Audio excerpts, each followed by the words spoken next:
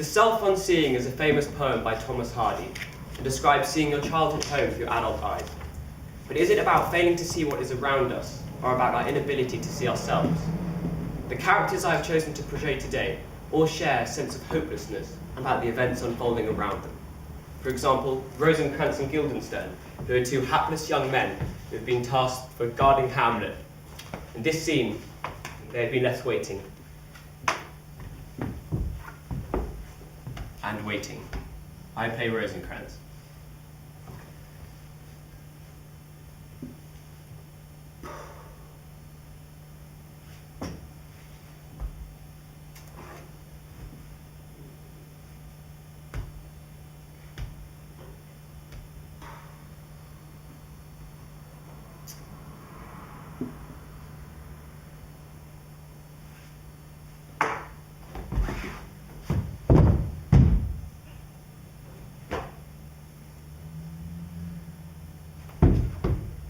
Do you ever think of yourself as actually dead? Lying in a box with a lid on it? Nor do I really. It's silly to be depressed by it, isn't it? I mean, one thinks of it like being alive in a box, but one keeps forgetting to take into account the fact that one is dead. Which should make all the difference, shouldn't it? I mean, you'd never know you were in a box, would you? It would just be like being asleep in a box. Not that I'd like to be asleep in a box, mind you. Not without any air in it. You'd wake up dead for a start. And then where would you be? In a box. And that's the bit I don't like, frankly. That's why I don't think about it. Because you'd be helpless, wouldn't you? Stuffed in a box like that. I mean, you'd be in there forever. Even taking into account the fact you're dead, it isn't a pleasant thought. Especially if you're dead. I mean, really, ask yourself. If I asked you now, I'm going to stuff you in a box, would you rather be dead or alive? Naturally, you'd say alive. Life in a box is better than no life at all, I expect. I mean, you'd have a chance at least. You could lie there thinking, well, at least I'm not dead. In a minute, someone's going to be banging on the lid and tell me to come out. Hey you! What's your name? Come out of there! I wouldn't think about it if I were you. You'd only get depressed. Eternity is a terrible thought. I mean, when's it going to end? My Family and Other Animals describes Gerald Durrell's experiences of growing up on an idyllic Greek island.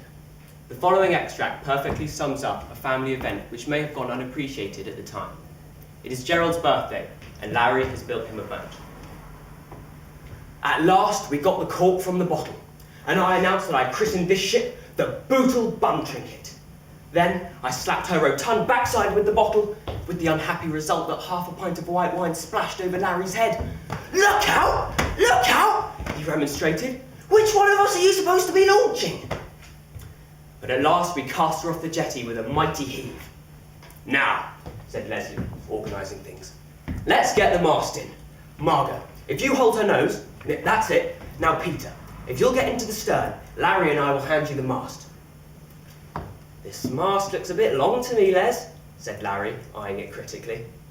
Nonsense, it'll be fine once it's in. Now, are you ready, Peter? Peter nodded, braced himself, clasped the mast firmly in both hands, and plunged it into the socket. Then he stood back, and the Bootle Bum Trinket turned turtle. Peter, clad in his one decent suit, disappeared with scarcely a splash, and all that remained on the surface of the water was his hat, the mast, and the Bootle Bum Trinket's bright orange bottom. He'll drown! He'll drown! Screamed Margot, who always tended to look on the dark side in a crisis. Nonsense! It's not deep enough, said Leslie. I told you that mast was too long, said Larry. You can't fit a 20-foot mast into a thing that looks like a washtub and expect it to keep upright. If you're so damn clever, why don't you build the boat? Oh, thank God he's come up, said Margot, as the bedraggled and spluttering Peter rose to the surface. We hauled him out and hurried him back to the house, while the Bootle Bum Trinket, tied to the end of the jetty, floated there in all her glory, looking like a very vivid, overweight Manx cat. While Gerald Durrell can describe a happy, if a little eccentric childhood, the same cannot be said for my next character, the one running rings around Paul Rosencrantz and Guildenstern, Shakespeare's Prince Hamlet, who in this scene is struggling to come to terms with his father's death and his mother's speedy marriage to his uncle Claudius.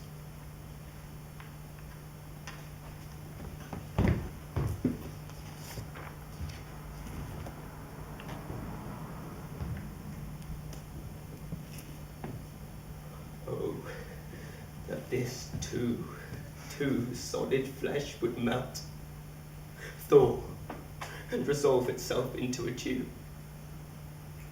Or that the everlasting had not fixed his gun against self-slaughter. Oh God. God. How weary, stale, flat, and unprofitable seem to me all the uses of this world. Fired! Fie! 'Tis an unweeded garden that grows the seed. Things rank and gross in nature possesses it merely.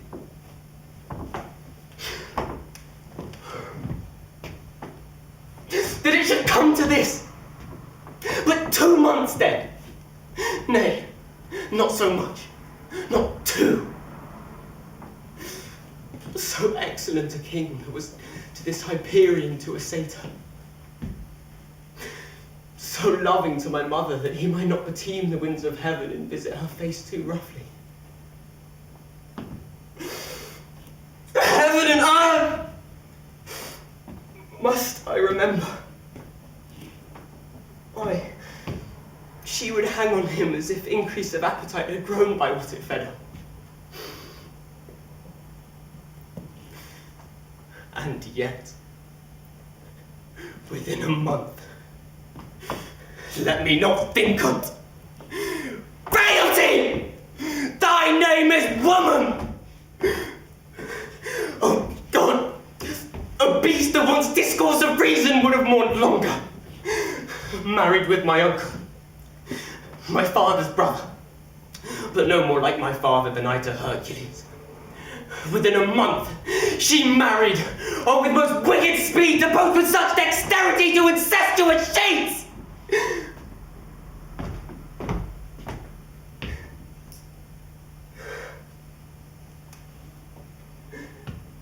It is not, nor it cannot come to good, but break my heart, for I must hold my tongue.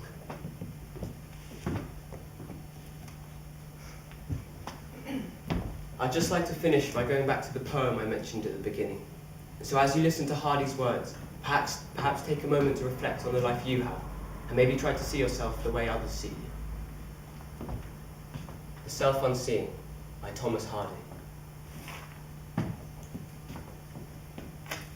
Here is the ancient floor, foot worn and hollowed and thin. Here was the former door, where the dead feet walked in. She sat here in her chair, smiling into the fire. And he who played stood there, bowing it higher and higher. Childlike, I danced in a dream. Blessings emblazoned that day. Everything glowed with a gleam. And yet, we were looking away. Thank you.